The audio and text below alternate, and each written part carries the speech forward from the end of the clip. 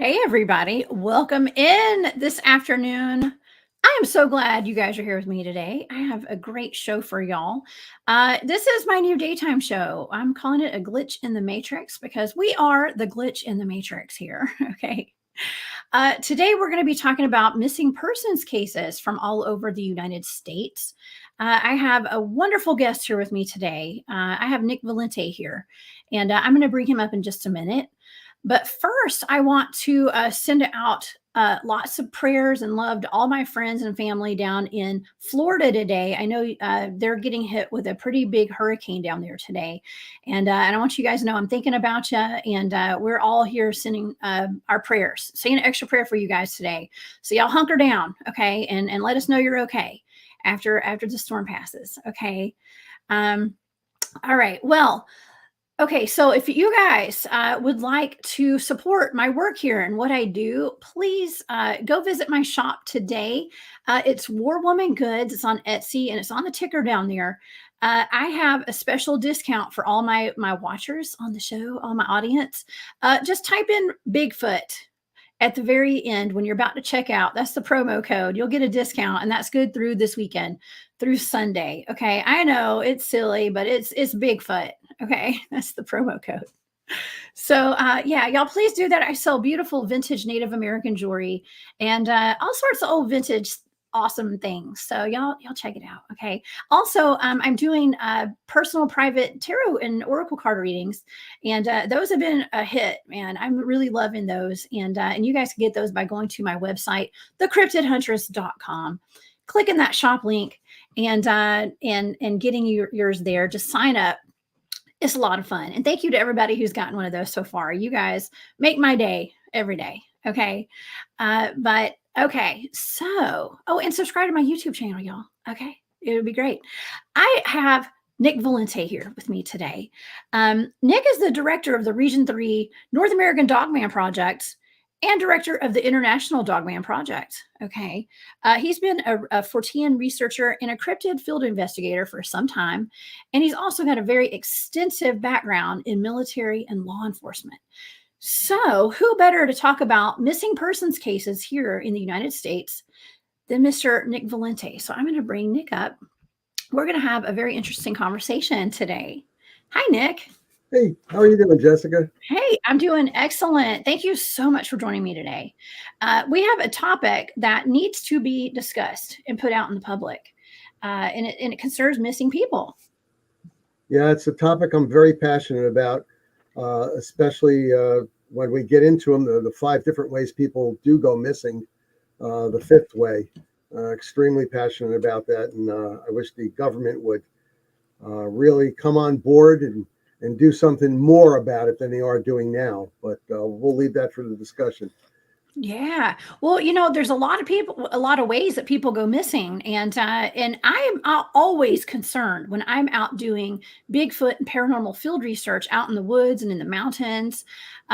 It can be a very scary place. And I worry a lot of times about going missing and my teammates going missing. And so we have very strict protocols out there in the field where we all carry Beofeng, CB radios.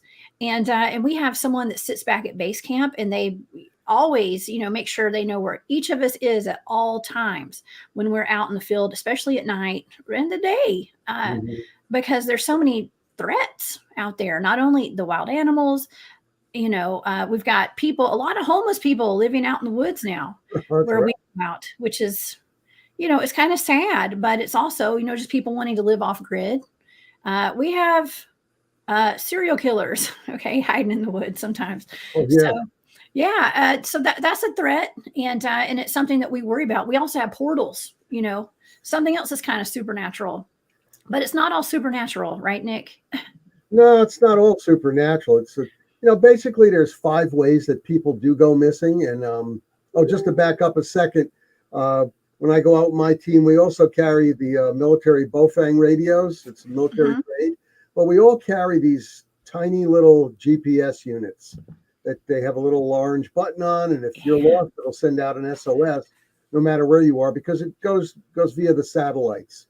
But getting back to the 5 types of missing person, at least that I can come up with, how about we just go over them and then we can delve into them? Perfect. All right. So, Yeah. first the person goes out into the woods and they become missing because they become lost. They fall in a hole. They fall in a river. They go fall into a cave. That's one way. Another way would be, like you said, a serial killer or a murderer, some murderer out there. A third way is killed by animals.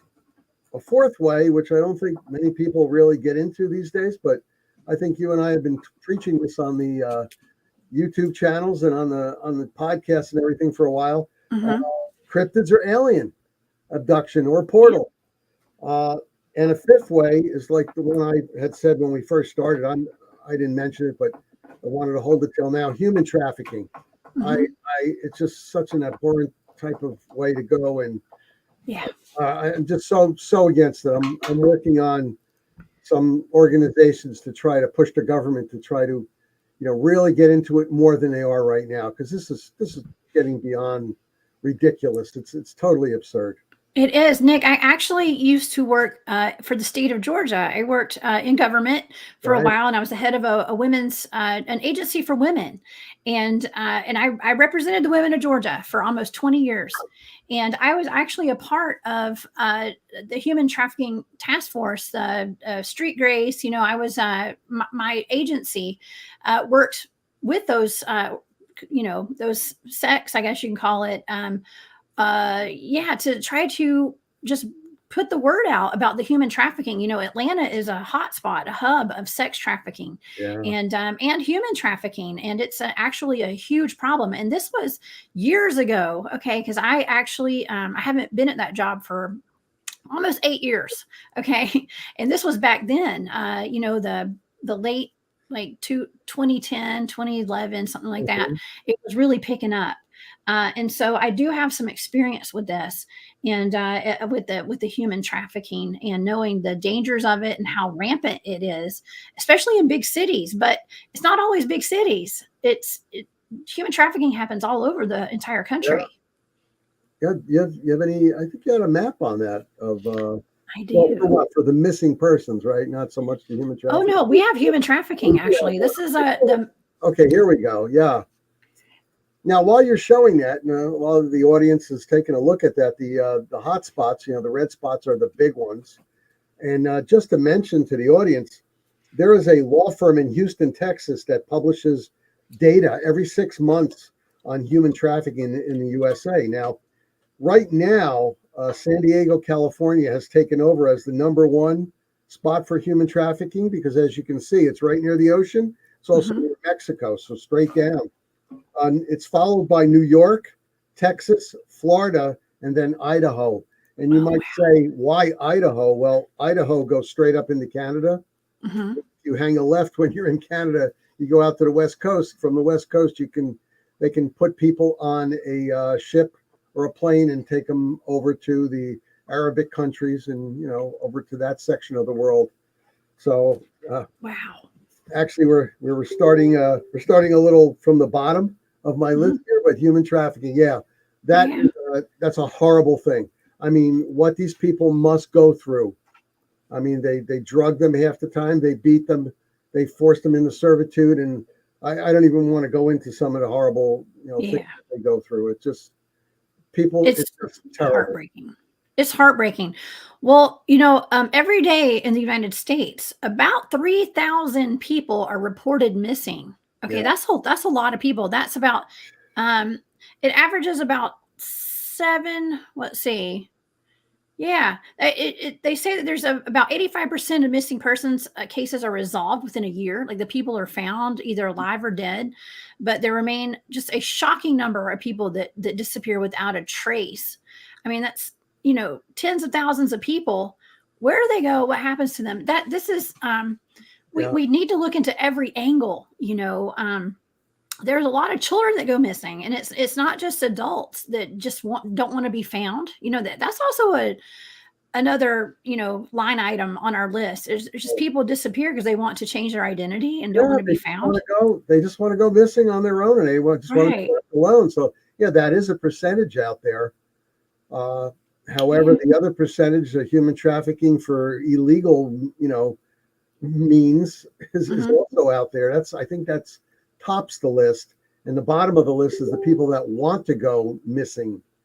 So yeah, you're absolutely correct on that. And we also have to take into consideration all of the people who have come into our country illegally and are not represented in these numbers that we have here. There's a lot of people that are undocumented and they're never reported as missing. So that takes up probably a nice percentage of missing people as well that are not even included in these numbers that we're going to be giving today. Oh yeah. Yeah. Terrible. It's wild. Yeah. Wow. And so I talk a lot about the national parks and the people going missing in the national parks. Yeah. And there's the missing 411 series that I do bring up quite often. And there are clusters of missing people all over, especially around the national parks. And I got to tell you, there's some clusters where I do Bigfoot field research. Okay. And there could be a cluster or two, let's just put it that way, of missing people. And my spots are undisclosed. We do not tell people where we go and research for a lot of reasons. But it's kind of scary. And a person can fall into a hole or a cave, or into the water and go missing. But they must have left behind some trace. They have to leave behind some trace if that is the case. And the searching parties out there use dogs that are highly trained. And then they have dogs that are like Jedi type dogs. They're cadaver dogs. Or even if you die and you go into a river, they can actually smell you in the water. They can differentiate between the smells in the water and a human body. So, it's like 99% sure that you're going to find them if they're in the river. If they do fall into a crevice or a hole in the ground, these dogs are going to track them there. So that's one way that people go missing. And it seems to me that there would be some sort of evidence left that we can find them. And I guess that leads us into the second part of this, of missing people. As you mentioned in the beginning of the show, like the serial killers or the murderers out there, somebody sees somebody out there and they go after them and they kill them. But I ask you this, even if it's a 5'2" tall woman who weighs 115 pounds, they still have to take that person out of there. Okay, so carrying, your average serial killer isn't a G.I. Joe who has been training, with ruck packs and doing marches and everything for 3 miles. You got to get that person out of it. You got to carry him out. That's one. And then I'm looking at there has to be signs of a struggle. There's possibly signs of blood, possibly signs of clothing or other pieces of equipment. So that's the part of the serial killer I don't get. You would definitely find signs. That's something. There has to be something out there, because I do know from doing it myself and working with other investigative agencies that they do it soup to nuts. They don't stop. Yeah. And they do find some clues. So, but moving on, killed by animals. What do you think about that? Yeah. I think that when a person is killed by an animal, their remains will be left behind. There's going to be evidence, right? Bones. Right. Of course, animals, once they die, nothing is left behind. Nothing's wasted, because the vultures will come down and eat all the little animals. And same for humans, right? But eventually, Jessica, that's what I want to put out. Eventually, all of it will be gone, because even deer will eat bone for the calcium and the minerals. But, say a bear attacks a human, you've got blood, you've got clothing. First of all, a bear is not going to eat your clothing. A bear is not going to eat your shoes. If you have a rifle or a pistol, some sort of weapon out there, your backpack, that's going to be out there. So there's going to be some evidence to find. Now, mind you, people, why I'm mentioning all this is because we're talking about missing 411, missing people, totally missing without a clue, So basically, if they're eaten by a coyote, bear, mountain lion, there's going to be something. And the scat that they leave, their poop, there's going to be something in there. If the bear ate your center portion of your chest out, he's probably going to eat part of your clothing. That's going to come out of the scat, and it's going to be found. And for good point. So, yeah. I mean, some way, somehow. So, we just went through 3 parts of how people are missing. They just get lost in a hole or whatever. They get murdered by a serial killer. They're killed by animals. We went over human trafficking. And number 4, you want to bring that one up? Yeah. Oh, the cryptids. Or alien. And aliens. Okay. Well, yeah, absolutely. Well, for people who've been following me for, since the beginning, I'm very vocal about how my team has encountered a portal, something that we consider to be a portal out in the field. And we've documented it. And 2 people were sent into this thing. We didn't know what it was. They didn't know what it was. It was just a cube that showed up in a field. You could only see it through your thermal and your FLIR. And as they walked into it, the entire environment changed. They couldn't see the stars anymore. The ground changed, went to vegetative to smooth, and they knew to get out. They turned around and walked back out, and the thing shrunk down and it moved, okay, until it disappeared. So we think that was a portal. That's what we've labeled it as. Now, is this something? I mean, obviously the environment changed and this thing moved. Could that be where some missing people are going? I mean, I have my suspicions that that's not natural, that perhaps that's some kind of technology that our government uses or our military. Maybe they're abducting people that way. I don't know. I have no idea. I know I'm not going in one if I can help it. I know. I got to say for this part of the government part that people they love to say the government. It's the government. I really disagree with it, because I do have a lot of insights into the government and people I know heavily that work for the government. And if they want to take you, the government's going to take you. That's true. Take you. They don't need to send a portal to get you or anything like that. They want you, they can just get you.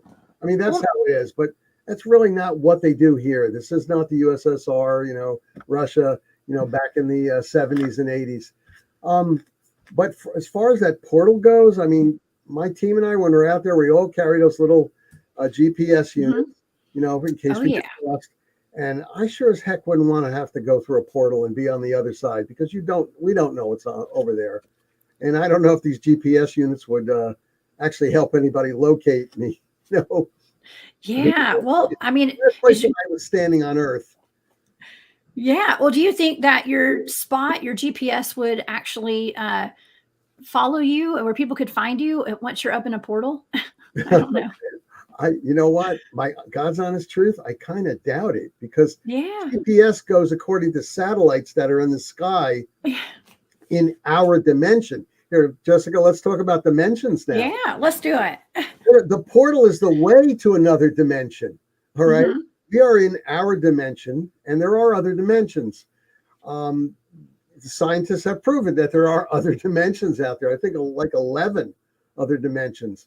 And if it were in another dimension and our satellite is not in that other dimension, how are we going to get located? I'm a blip that just went off the map. Now they can't find me. It's like, oh God, which is why I'm glad I'm all jocked up when I go out there and I have, whatever weapons and whatever defensive technologies on me, so that if I do ever go through something, maybe I can defend myself for a little while.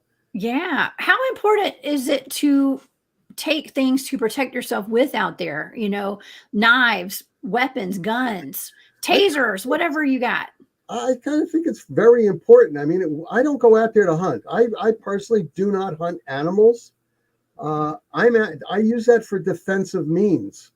Now, if a large bear is coming at us, we have pepper spray. We have the electronic, I'll show you the electronic flashbangs that we carry. Yeah. These things emit light and sound at a very high frequency. I carry high frequency whistles with me.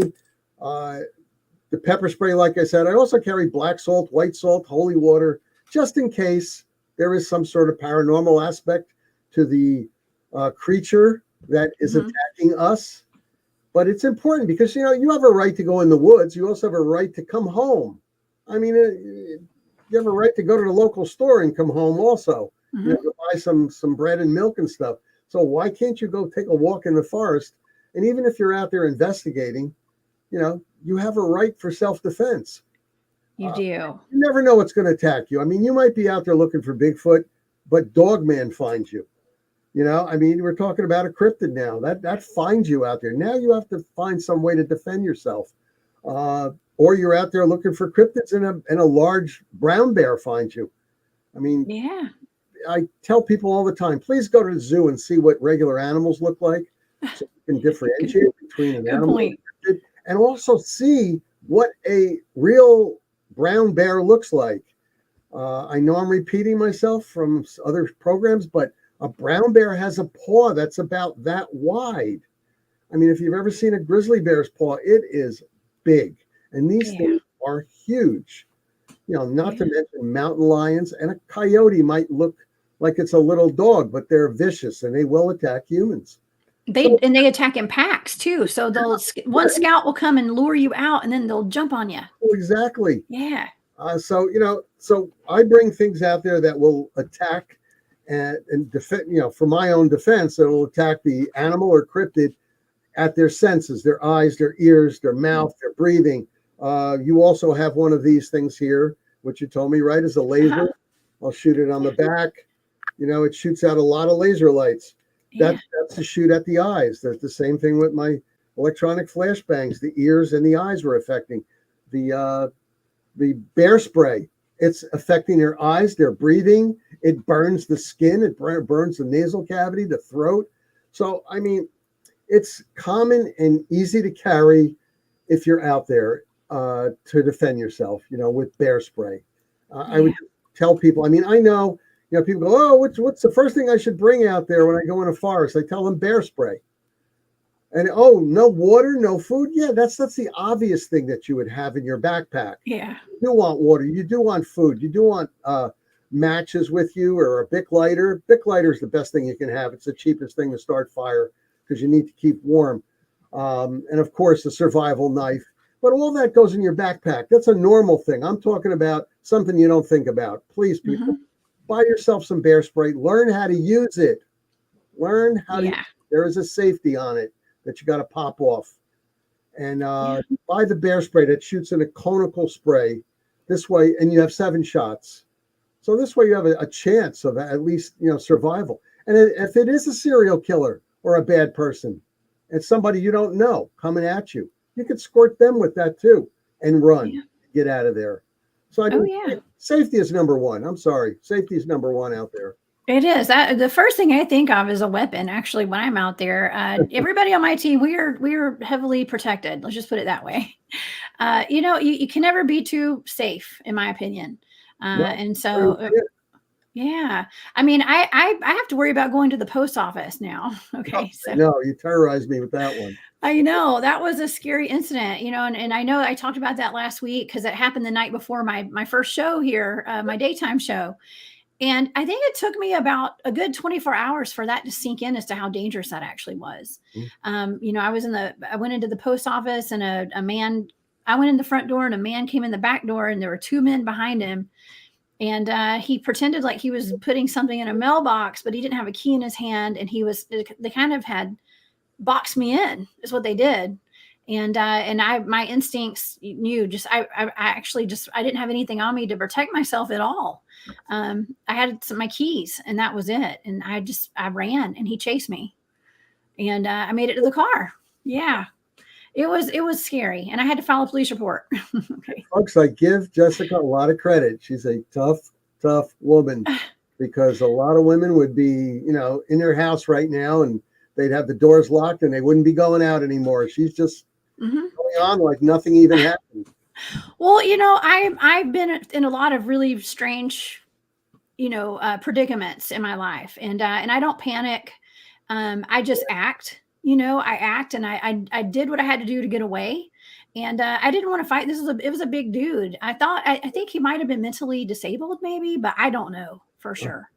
You never know, but he was a lot bigger and a lot thicker than I was.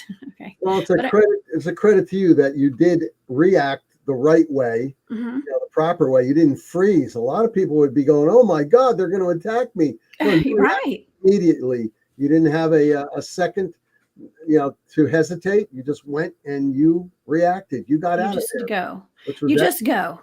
Yeah. And Uh, they followed you outside also. yes, he did. He did. Yeah, he did. And the two gentlemen had kind of disappeared behind the building at that point. So that was a little scary too. And this was at nighttime. So situational awareness. Nick, how important is to be aware of your surroundings? That I think is number one. Hmm. Situational awareness is what you just mentioned. That's perfect. That's number one. You need to know what's going on. You can't be looking at your cell phone every minute of the Hmm. day. You can't have your ears plugged up with Yeah. earphones and not be paying attention to your surroundings.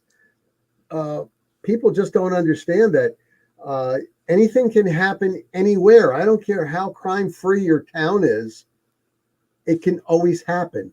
Look what happened in Las Vegas years ago with that man in the 10th floor of the hotel shooting down on people, which is why I That's tell right. everybody all the time, even before that incident happened, I was telling people always look up. Even when you're in a forest, look up. A mountain lion could be up there. Dogman has been known to climb trees and be in the trees. You have other types of animals that are in the trees. Snakes go up trees. There's large spiders that go on in trees. Look up, look all around your surroundings. Just don't look down all the time. People look down too much. Look Yeah. straight ahead, look behind you. You don't have to be paranoid. You just have to be prepared. And this is also in your everyday life. If you're at a Mhm. mall, if you're going to the drugstore, what's the big deal? Take you a couple of seconds to look around to see your surroundings. Before you go into your car, what's the big deal looking into the back seat? I To see always do. what's been in there already. Yeah. You know? Yeah, and also I've been seeing there's been reports here around Atlanta. Actually, I don't watch the news very often; it's too depressing. But I did see that there were cars in a parking lot where people were going and putting napkins in their doorknobs, and they had something on them like poison or something, and it was Yeah. making people deathly sick. That's a way to kidnap people, and you touch something, you get sick, you're not paying attention, and boom, you're next thing you know, you're in a kidnapper van, okay, or whatever they're putting people in. Now I'll tell you, in everyday life, all right, I'm a male. I'm trained, and I even check my car out before I go to it. Nowadays we Mhm. all have our little buttons where you hit the button and it alerts that it's opening the doors. Don't do that. If your car is parked in spot number 3, go to spot number 1 and approach it from the rear. If you're parked face in, approach it from the rear and pass your car. Look at the driver's side, the back, the passenger side. Then Mhm. walk to, I know it takes a few seconds more, but a few seconds of precaution might save you. Walk around to the front of the car, but away from it, and look to see if there's anybody standing there or in the general area. Then Mhm. go to your car, look into the back to see if anybody is in it. Click your car and get in your car and lock the doors. It's a simple matter. It takes seconds. It takes a few seconds out of your life. I mean, think of all the seconds that you waste in your lifetime, doing silly things anyway. Yeah, it Look could at save your life. Idaho. Something's happened. Yeah, Angelique, she lives in North Idaho. Something happened to a friend and her while walking in the woods last weekend. She's going to message you, Nick. Okay. I want to mention while she's talking about Idaho. Idaho previously, I've mentioned this on other shows, was number 1 for human trafficking in the United States. It has been surpassed by San Diego, but they were number 1, and the reason is because they can take you straight up into Canada, go to Western Canada, and then from there over to some other countries. And this is if she messages me, that'll be the Mhm. 5th report that Oh, wow. heard about in the last 6 months in the state of Idaho. One young lady who is a member of mine in Region 3, she was almost kidnapped, but luckily she carries a 45 and she pointed it at the man and the man ran. Unfortunately, she didn't report it to the police. A month later, a young lady was jogging in that same area where she was confronted, and that lady was taken and never found. Oh So my gosh. human trafficking stuff is a bad thing. Yeah, I actually questioned whether I should file a report when that happened to me in the post office, because the enormity of it, like the severity of it, did not hit me at the time. I had my son in the car with the doors locked and the car running. He was eating his hamburger. Okay. Right. Well, I just ran in to drop off some packages to check my mailbox, and that happened within a minute. It was literally not less than a minute that all that happened. And I question it. And I have family who worked. My sister's a former dispatcher at the sheriff's department, and I actually got in the car, locked the doors, and I called her, and drove to the nearest parking lot. And by the way, someone had put a comment up. I'm sorry, I forgot who put that up there, but they said there should have been more security there at that post office. Well, it's right next door to the police department. They have plenty of security, but the cops are not always focused on the post office, and who would think that would happen in a brightly lit post office with windows all around it? It happens in the most inconspicuous places, I guess. Just to tell you, in my experience, and I've got a lot of experience in all my years of reading uniform crime reports and taking them firsthand, criminals are bold. And it doesn't matter that the police department is right next to the post office. They are bold. Mm-hmm. Plus, they know it's nighttime, it's dark. They're taking the chance that the cops aren't just outside looking around, and that they're inside the police headquarters. But I want to say something about you reporting it. Reporting mm-hmm. it is the best thing you could have ever done. Because even if you were taken, if somebody had reported that before, at least there would be some sort of report and evidence, just like the lady in Idaho who didn't report it, but she chased away the man with her gun. If she would have reported it, maybe they would have upped the patrols. Maybe she could have given a description of the man, what he was driving or what he had or clothing and all. Any little piece of evidence will help solve the crime. It may not help you because you got kidnapped, but it might help the person behind you. Yeah. So, I mean, it's better to do something than nothing at all. And you did the right thing by reporting it. Yeah. Well, I like I said, I didn't know whether to report it or not because I didn't understand how terrible it could have been at the moment. But I called and actually the dispatcher, I told her, she said, well, do you want to file a report on it? And I said, well, I don't know. I don't know how serious it was. It could have just been a mentally ill person, and by that time, the officers were asking her to have me go back, that they were sitting there waiting for me and checking out the whole environment to see if they could find those people. And so I got there. One of the officers, his chin was on the ground. He was like, I was sitting in my car right here at that exact moment. It was literally 5 minutes ago. And so it just comes to show you that these things happen anywhere. There's no discrimination. One of your people made a comment without situational awareness. He put SA.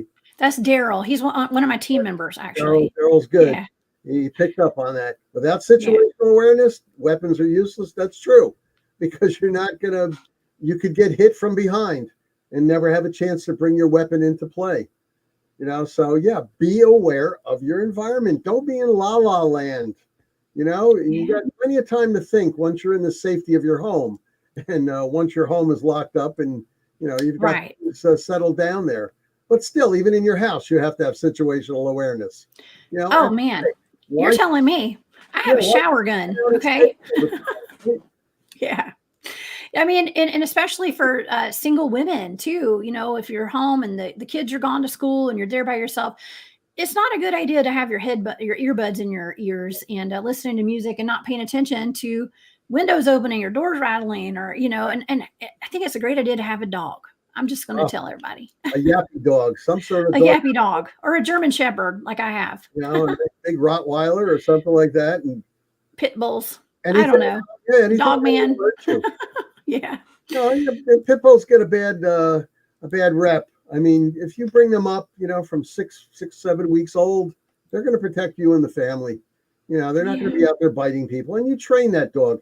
And just to go off topic for a second about the missing persons, in reference to pit bulls and Rotties, as long as you train them and remember the fact that they're children, they are actually like children.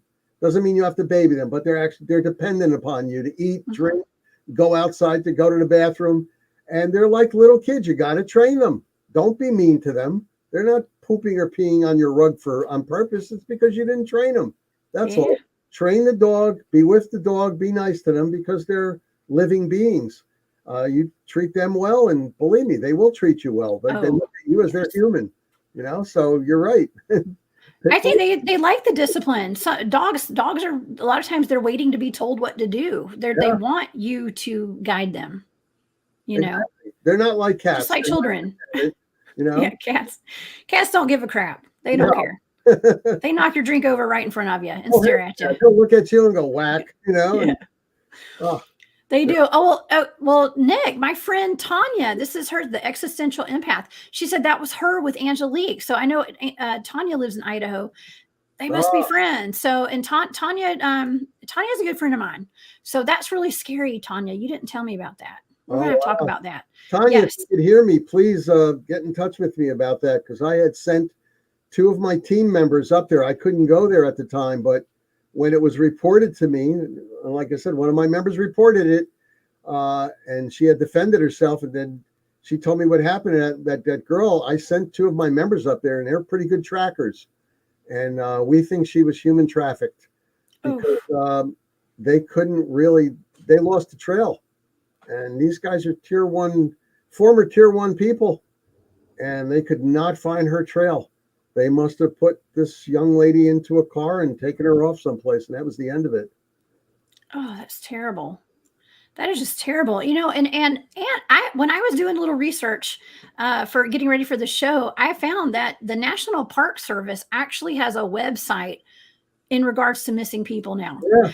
I don't know. It was actually, I looked at the date on there. It was 2019. I'm not sure if that's when they created the website, but I would assume that now with all the public knowledge of this and the word spreading like wildfire, especially through the Missing 411 book series, and people like us talking about this, they probably had to address it because for some reason the Park Service has been very tight-lipped about missing persons in their parks. Of course, they don't want to have people not come to their parks and use the facilities and everything, because they're granted money each year, by the U.S. government to stay open.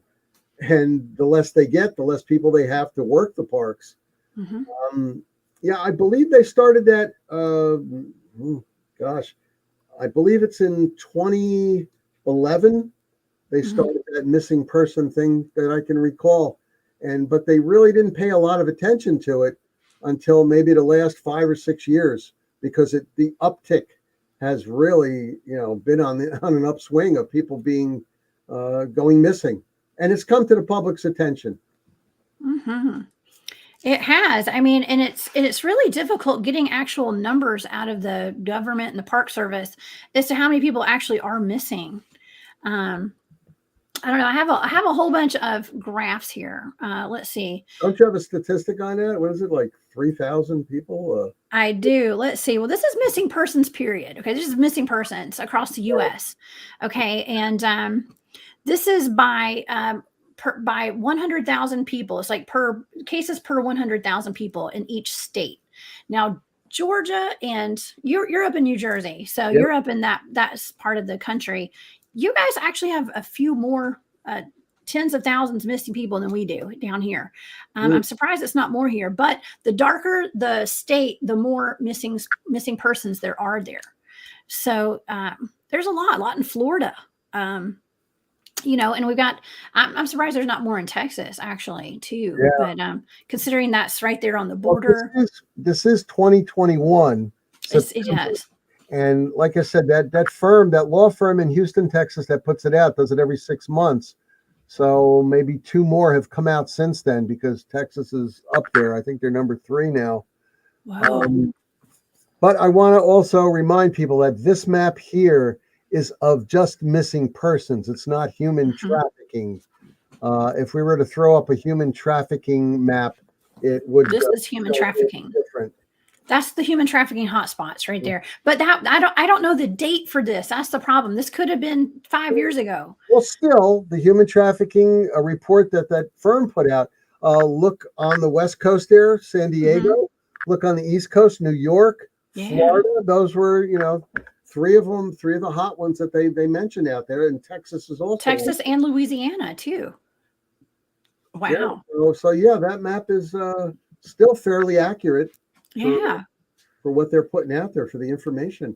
And I have more shows Jessica would mention this topic. Yeah. Make things more aware, because the more that people are aware of it, the more that they will have situational awareness, and the more that they'll make their political people, the senators, the congressmen, the government, make them aware of this. I wish there was a movement out there that was pretty big that would really clamp down on this, because this is terrible. I wonder why there's not. Yeah, really. Or at least not that it's very vocal. I mean, I guess because there's so much other stuff going on in the world, we're not really as focused on it. I think that it comes in waves where we are kind of focused on it, and then we're not, because another tragedy happens, a hurricane hits or something. It's like, well, our attention we have short attention spans. Okay, first of all. Yeah, exactly. Yeah. But you know what? And this is just the United States we're talking about. Over in Europe and in other countries, it's like I believe it's like 12 times worse. I took a big interest in this a few years back, but I've been doing some research on it. I'm not ready to come out with what I've come across, but Interpol has records like you would not believe, outside of the United States, of people, being abducted. Not just going missing. I'm talking about abductions. Interesting. Well, that's a good thing. Yeah, I think it happens all over the world. It really does, and we hear about children being kidnapped. Okay, now, Nick, this is something that I've heard. It's a theory. It doesn't mean it's true, but there's a theory that all of those missing persons, the kids that are on, it used to be milk cartons back when I was a kid. Now it's when you walk out of Walmart. Okay. It maybe not so much now. I haven't seen that. I haven't been to Walmart in a while. Okay. Oh, I have. And it's up there. It's up there.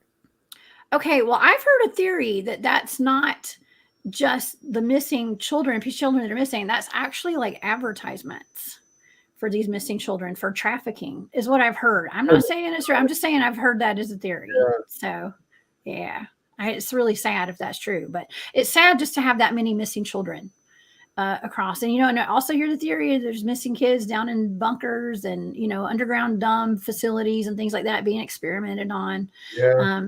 So, I mean, that could be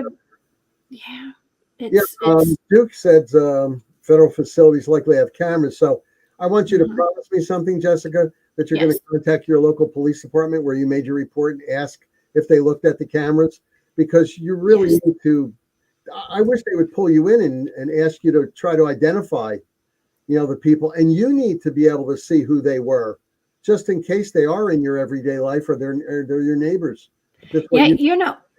I got a very good description of him. I see him right now. I can see him, in my head. I know exactly what he looked like. I know the clothes he had on, from the hat to the shirt, to the shorts, to the socks, to the shoes, and his glasses. I saw everything. And I know his body type. I know the way his back was hunched over. I remember it. It's something I don't forget. I'll never forget it. Yeah. So, but it's hair, glasses. No, he had a little bit of fuzz on his face, and he had on glasses. They were yellow lens glasses. Yeah. And a hat. It was odd. He was a very odd person, and he wouldn't look me in my eyes. We were the only people in that post office. And when he walked past me, he was hunched over almost like an ogre or something. And I thought, man, maybe he's just, there's something, maybe there's something a little off, but. Did you notice that by any chance if he was looking at you through his peripheral vision? That's what they do. They'll look at you this way and they'll get closer, and he was, they're looking away from you. They're figuring that you're saying to yourself, oh, he's not looking at me, but they're looking at you. Yeah, it's well, when I turned around and I heard him messing with a PO box behind me, and I knew that those were the big boxes that you had to have a key from your mailbox to get into if you had a large parcel, and he had not opened up an entire a single box in there. So I thought that was odd. That's not normal. And when I turned around and I started to walk past him, he was pretending like he had a key in his hand and his hand was empty. And Yeah. he was messing with it like he had a key in his hand. And I knew, boom, get out of there right now, get out. You Mm. know, I didn't even think twice. I actually kind of leapt around him. And as I did, he jumped up and I could see through the glass, he kind of lunged at me, but I had taken off already. That's excellent. I mean, so you're using a spy technique. You use the glass or the Hmm. window, to see what's around you. That was excellent. Nikki Nicole there, she just said that Yeah, that is really scary. was it? Oh, my friend's granddaughter was attacked by a guy with a knife. Which city, Nikki, was this in? That would be something to put out there. Yeah. Nikki, write it in the comments. We'll put it up here. That is horrible. Yeah, Just horrible. a knife and a machete. So see what a coward. First Yeah. attacking, first attacking a female, and then second of all, using weapons here now. See, this is indicative of a very sick person. Ah, Yeah. Well, we have a lot of sick people in the world today, Nick. And so we have to really be aware of that. She says San Jose, California. oh man, Yeah. Um, where they you let know, you control everything, and they don't want you to be able to defend yourself. Go hug a tree instead. That's not going to help. You need to be able to feel safe in the United States. In the whole world, yes, but where we live, yeah, you really should be able to feel safe. And these politicians are not helping any. yeah. We need to be really careful too about being in crowds of people. Oh yeah, And especially with your little ones, the kids, whenever I go somewhere where there's gonna be a lot of people around, I put a bright yellow shirt on my son. He loves, I've got one of those bright, like it looks like a cone or something that you use for a roadway service or something, So something super bright. I learned that when I was a kid. We'd go to the Braves games here in Georgia, or the right. football games, or even to Six Flags, to an amusement park. You wear something bright. You put that on your kid, and you can't lose them. It makes it a lot harder to lose your kid. Okay. Plus, the bad guy is going. I don't want to grab that. Yeah. See him. My God, he's That, in the dark. he's glowing. Yes, my son actually has a nice glowing shirt. It looks like a Post-it note. But the number one thing you got to do, people, is from day one, you got to teach your kids. You got to teach them, take a little interest in them, and teach them to stay by you. And when you get out of a car at a supermarket parking lot, you don't go running into the parking lot because number one, the cars can't see you. You're so small. Number two, you can get lost. You can fall down and trip. I mean, stay by your parents. You got to teach them that. Oh Plus yeah. the old-fashioned thing of holding their hand isn't a bad idea. Or a Uh, leash with and a I, collar. a leash, Just kidding. with the leash, but you put that leash to their belt, the back of a belt on them, and It doesn't look as bad when if you got a belt on them with a leash. yeah, Still and put it around their neck. not go Okay. off, and tell them the reason why. Give them a reason.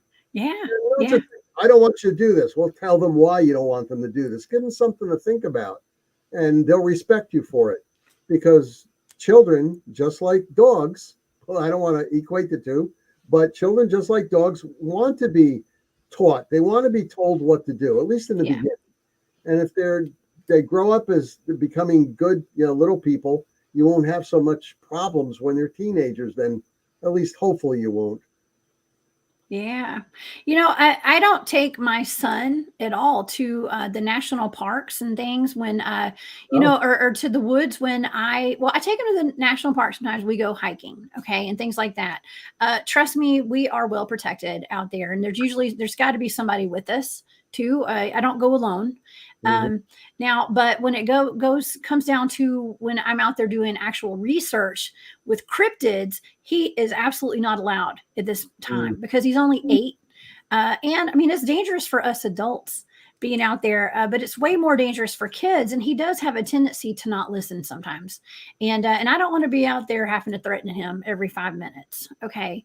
Um, And so, yeah, there have been a couple of comments in the chat today about Right. national parks being so dangerous and not letting your kids get out of your view of your sight, because a lot of this missing 411, the statistics are, people walking in the back of a line when you're hiking, they go missing, children wander off uh, in a blink of an eye, and people go pick berries. Don't ever go pick berries, y'all. I don't know what's up with that. But it's always people picking berries. And Fred in Alaska is in here. He's in the chat. Hey, Fred. He's always talking about people in Alaska having experiences with Bigfoot, Sasquatch when they're picking berries. That's his food. That's their food. They like berry bushes. Mm. And that's a number one thing out there. They're thinking that you're taking their food. Well, you kind of are. And then you become their food if you eat their berries. That's right. And then you become You taste like berries. It's berry flavored humans. part of the missing. In my research and my reading and speaking with people out there who have had encounters and sightings, unfortunately, and I hate even mentioning this, unfortunately, Sasquatch has been known to take away women. And I can't imagine that's a happy time that you're having with the Sasquatch, because that's I don't even want to talk about it, to tell you the truth. I'll mention it, but that could be also part of why some people are missing out there. Like we mentioned, cryptids, alien abduction. I mean, people don't laugh at it. I mean, unless you can prove it can happen. Well, it's possible that it may have happened. So there's a lot of theories out there and a lot of reasons. Yes. You know all the answers. Don't really talk. You gotta Okay. outside the box. That's a great point. And so I know I get requests to remote view stuff all the time. And that's a great point, Space Cadet Lottie. I love that about remote viewing my incident. I have been so busy. I have not had time to do that at all. And I've thought about that. I will remote view that incident, and hopefully I'll be able to see some maybe some footage of it one day as to what really happened there and who those guys were. But okay, so Sunday night, I have Tex from Texas Front Porch coming on Spaced Out Radio on my show there. All And right. we are going to be talking about alien abductions in the field while we're out there researching. Okay, this is actually a thing. All right, and Tex had and other researchers have been out in the field and experienced missing time, including myself. Okay, and it happens more often than you'd think. And Tex had me remote view that. For whoever's watching who is not familiar, I am a remote viewer. My entire team is trained in remote viewing. And so I remote viewed that missing time for Tex, and he was in fact abducted for a while. He had a long period of missing time, he and his research partner that he was out there with. And so we're going to be talking about that on Sunday. So I think it's timely that you and I are talking about this today, because these things do happen. Oh yeah, definitely. It's and getting back to cryptids, a phrase I love is where the footprint ends with the Sasquatch. You're following the footprints, and suddenly in the middle of a field, he's gone. Well, how did he go? Did he go through a portal? Did a spacecraft above him take him up? Is he part of an alien race? Is he a forward soldier that they put down here to check out our human race? There's just so many different theories about it. And I tell people to try to be more open-minded. Think outside the box. If you think outside the box, maybe you'll get more answers. Maybe we'll all get more answers. Yeah. Another thing that I do is I have been assigned targets, remote viewing targets of missing people. And at the time, I did not know what those targets were. Those are blind targets. So all I get is a set of numbers. Okay. And I'm told it's a high priority usually when there's missing people, or a cold case. Cold cases are usually not high priority targets. However, if it's a cold case and they need to know what happened like within this week, like do it. I do it. And I have done several of those. And let me tell you, every missing persons case that I found so far, not all of them, because not all, I'm not going to say all of them, but the majority of them, they're deceased. Okay. And so, and it was by homicide and suicide. Okay. Homicide, suicide, and it's mostly homicide though. And a lot of the missing people, I mean, two of the people that were actually killed, I'm not going to get into details. Their bodies were put in a lake. In a Okay. lake. Yeah, a lake, a very popular lake where people go swimming. I've swam in this lake before up in North Georgia. Yeah. That's nice. Yeah. Well, but people don't understand like what they're swimming in. Okay, with these big lakes, like Lake Altoona, Lake Lanier in Georgia, those are big lakes where a lot of people go boating and swimming and tubing on the weekends, and those are lakes that used to be towns right there that got flooded, and so there's cemeteries, there's homes, there's trees, there's all this stuff under the water. And at Lake Lanier, let me tell y'all, there's a lot of drownings there. So that's a man-made lake then? Yes. Lots of drownings. We have two of those type of man-made bodies of water in New Jersey, and they're very large. And what they still have the houses down there after they flooded it. I mean, these things are well over 400 feet deep. And I took a scuba diving recertification in one of these places, and I'm going to tell you, some of the people that went under there and the things they found, they came up awfully fast because they saw some houses down there, and one person, they saw a skeleton hanging off a tree limb that was still underground, under the water rather. 400 feet deep, they flood these places, and there's still houses under there. I can't believe it. Oh yeah, how's it? There's a movie that I love. The soundtrack is phenomenal. What is that? Oh brother, where art thou? Okay. Huh? I'm from the South. I like Southern, style stuff. And George Clooney is in there. Y'all, that is a great movie. And lots of like bluegrass and country music and stuff.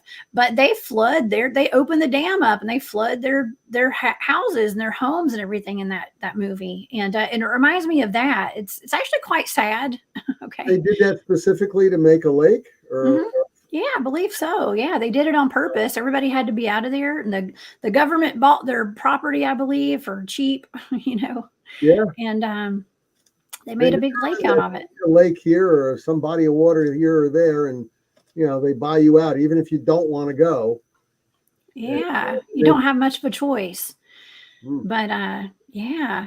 So yeah, just everybody, y'all be careful with these lakes though, because you jump in and you think you're just going to go and dive in for a second, and then you get caught up in a tree that's down there right below the surface. That's right, because those tree limbs are still there. The parts of the houses are come up, now and then. I don't understand why they didn't go underneath there and take apart all these houses and, do stuff with them, but they didn't. Yeah, well, that's a big comment there. It's covering up the screen, Stephen. I didn't realize it was so big, but yeah. Okay.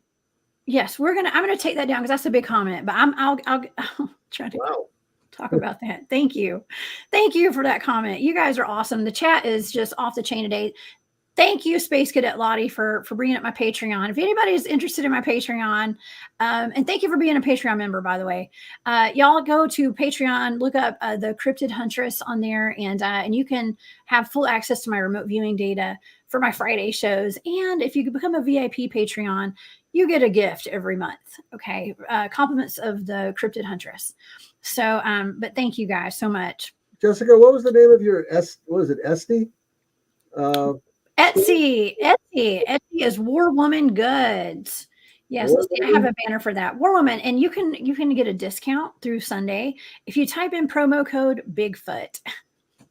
Okay, on War Woman. So yeah, it's on the screen, you guys. So good. Thank y'all for all the support. It really does mean the world to me. Yeah. It's this. I do all this for fun, and because I love it, and because I've got a lot of stuff I've experienced. And if I can share that and help some people, that's why I'm here. Okay. So the support does mean the world to me. So thank y'all.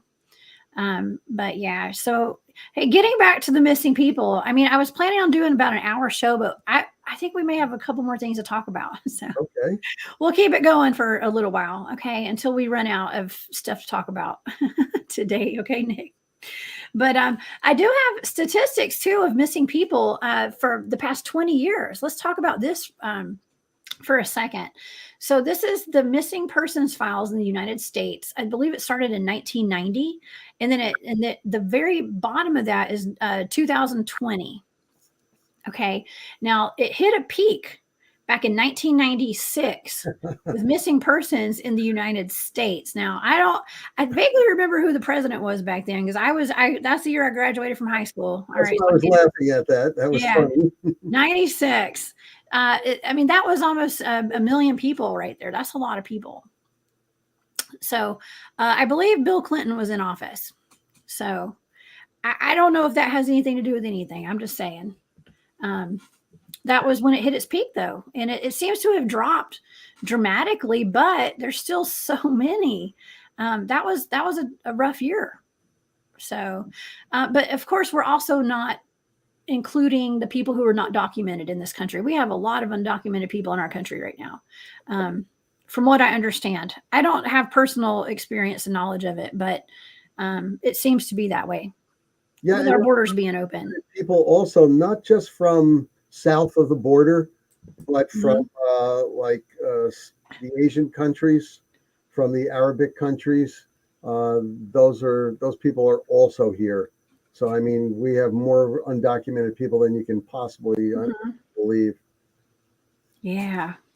Yep, that was a good one. They were talking about in Nevada. Now that body of water is down, the Lake Mead in Nevada. Yeah, finding a lot of interesting things and more bodies, including dead bodies. So, I mean, it appears to me that the lakes are dumping grounds for murder victims. Oh, definitely. Well, I did 6 years worth of research in the Pine Barrens in South New Jersey for the Jersey Devil. And we were speaking about that the other night. And I'm going to tell you something.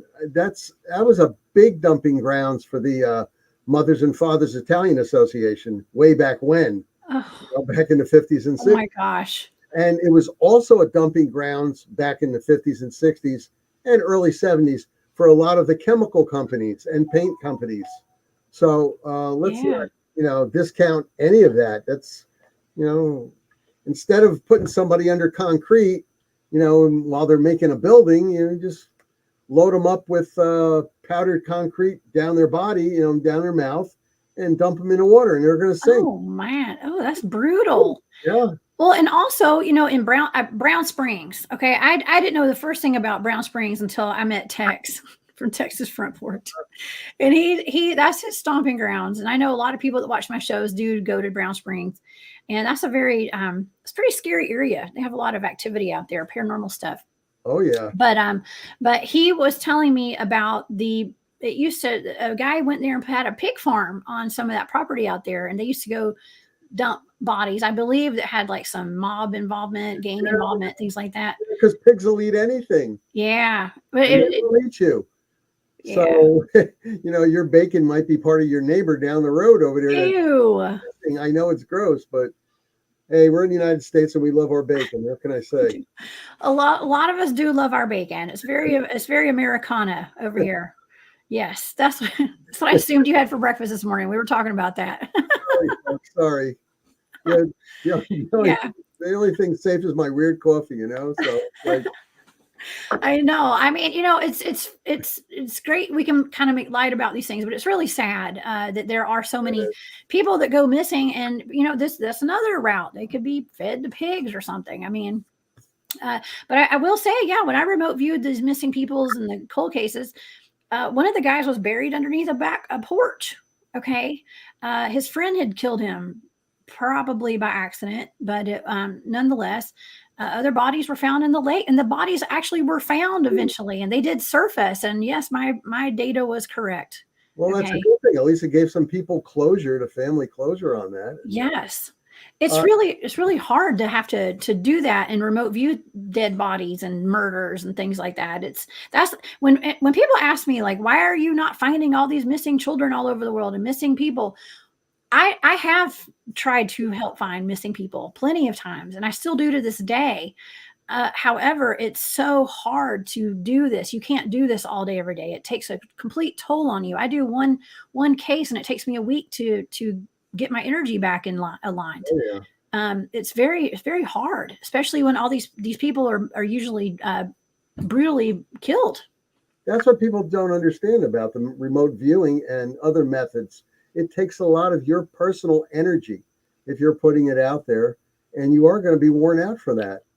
And while we're on the topic of you doing the remote views, if you ever find anything out here, New Jersey, Pennsylvania, New York area, please let me know. I'll definitely take a team out and investigate it. Yeah, for sure. For sure. Well, Nancy was saying that 30 years ago, she had her baby in a car seat, and she was had her other son, who was 2. She set her baby down on a register counter, backed away 10 feet, never taking her eyes off a baby. And I believe a woman tried to take her child. Oh. So that's something else we have to be really careful of. No.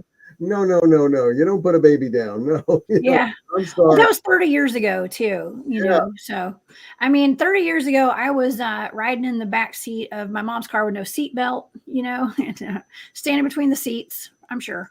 I don't know. Well, maybe not that long. Maybe it was longer than that. You got to be careful at all times. You never know. You do. She says a woman was going to take her baby. Well, maybe the woman lost her baby and now she wants another one. Yeah. You see a lot of reports on that, actually. And they have been reported where they're so distraught that they go out there and they try to take somebody else's baby. Of course, that's only one of the ways that they can go missing anyway. Yeah, that is so sad. Yeah, it probably happens more often than not. I mean, I am terrified out in a crowd with my child. That's why we don't go in crowds. Okay. We don't get out much. Okay. Let's just. You can't help it these days, though. I mean, my God, we're super crowded over here. If I go into the city, New York City, it's mega crowded. So it's even now that COVID's over, it's coming back. I mean, if you ever went into a subway in New York City, before COVID started, you're packed in there like sardines. Yeah. Yeah. Wow. 1,000 people a day. What? Yeah, I'm assuming that's people coming from other countries, right? So we do have a lot of that. It's so interesting that our borders are kind of open, and people are just kind of able to come in as they please, and it's not just people as they please. There are people being trafficked into our country, Nick. And so they're actually people that may have been kidnapped or just want a better life. And so they throw their kids in a bus and they ship them up here, and they end up in sex trafficking rings. Yeah, and they're actually paying to come up here from the South American countries that they come into the United States. So yeah, they traffic them both ways for many different reasons. Yeah. Yeah. I mean, there's a whole lot to all this, but yeah, I'm going to be covering alien abductions in the field. Now, Tex was lucky. He did get put back down. Okay. But he and his buddy were both abducted now, but a lot, if we do have missing time when we're out in the field, like I have, a lot of times it could be that. And not everybody gets brought back. I mean, you guys have seen that movie. I think it's called Fifth Kind or something like that, where there's a woman in Alaska of all places, and like her kids get taken and they never get brought back. Okay. So, and like you said, Nick, it's like, well, people can laugh at that in these theories, but it's a reality. Problem, definitely. Yeah. How often do you think people are taken by dogmen and never reported? Well, you got to also put Sasquatch in there too. And Sasquatch. Yeah. So the two of them combined. If they're going into those forest areas, those deep wooded areas, Oregon, the California areas, Washington State, Canada, I got to say, I bet there's like 4%, I bet, are taken by cryptids. Yeah. If I had to throw it at that, I'm just going by people I speak to and reports that I read, and also books that I read, and just combining that just for a quick number in my head. So if you're putting me on a spot for a number, I'd say yeah, I'm not putting you on a spot, but no, I was curious. It's a phrase, a term. Yes. Well, looking into the attacks at the LBL, okay, I did see that there have been plenty of attacks, and there's no reporting of that. There's no paper trail. It's covered up. They're, that's a national park, right? Is it a national park or a recreation area? Yeah. It's federal land. Okay. And things like that are covered up. So, you go at your own risk when you go into places like that. You walk in to go hunting or just to go camping with your children, and you are never seen again. Okay. And only the sheriff's department and coroners and people with gag orders by a judge know what happened to you. Okay. So now, do I know for a positive, was I there? No. Okay. But I did remote view it. I did see it. Okay. And so that's something else we really need to look out for. So, okay. All right. Well, Nick, I think we covered all the bases really well. Okay. I think we did. Go on 3 more hours with other information, but yep, we covered We most could. parts, and I hope people will take heed to some of the warnings we put out there and situational awareness, please. Yes, yes. Oh, and I have some banners right here to put up today. So if you want any kind of information on missing children across the United States, I do have this website here. I did my research. You go to missingkids.org and get information there. Also with the National Missing and Unidentified Persons System. It's called NAMUS. Okay, you guys go look that up if you're interested in missing people, or if you know someone who's missing. That is a great resource. Okay. Also, if you or anyone you know is being exploited, sex trafficking, or you suspect it, Street Grace is a great resource. That is an organization that I did some work with back in the day. They are still active today, very active here in Georgia and around the South, especially. So that's the number to Street Grace. And also, Nick, where can people find you? I know you are part of the North American Dogman Project. So they could find me basically on Facebook for the North American Dogman Project, Region 3. I have a Facebook Messenger. They can message me anytime. Okay. All right. That sounds great. Well, you guys, everybody, I think we had a great show today. And I appreciate everybody being here. Please join me next week. I'm going to have Jesus Payan on my show. We're going to be talking about hidden history and of the United States. And there are some interesting theories as to the type of history we had versus the type of history we've been taught. Okay, so we're gonna be talking about that. It's going to be a fantastic show. And Nick, thank you so much for being my guest today. And I hope a parting shot just to give people out there. If you see somebody give you this hand sign, that means that they're in distress, they're in trouble. So it's like this, and then fold down.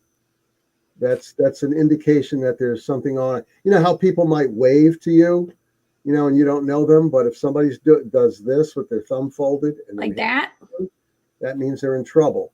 So learn that we got to learn that. This is if you're in trouble. But see, who would know that though? Do the police know that? And law enforcement? Know that. Yes, the police know that. Okay. A lot of people know it, but not military. Okay. People know that. Okay. Well, hey, these are little tips that could save our lives, and every little bit helps. Also, don't hesitate to go get self-defense training out there and join a gym that teaches, anything from kickboxing. I mean, kickboxing is great. I stand behind that 100%. Kickboxing classes, jujitsu, any kind of martial arts. Get involved, get active. Okay. And it never hurts to be healthy and to have a good workout regimen down too, just in case you have to fight. Okay. Just learn how to fight, learn how to throw a punch, everybody. Okay. That's words coming from the Cryptid Huntress. Learn how to throw a punch. Okay. Well, everybody, thank y'all so much for being here. I will see you guys tomorrow night. I guess tomorrow, actually, I'm going to be on Brunch with Bigfoot with Rob. And Friday, I have remote viewing investigations.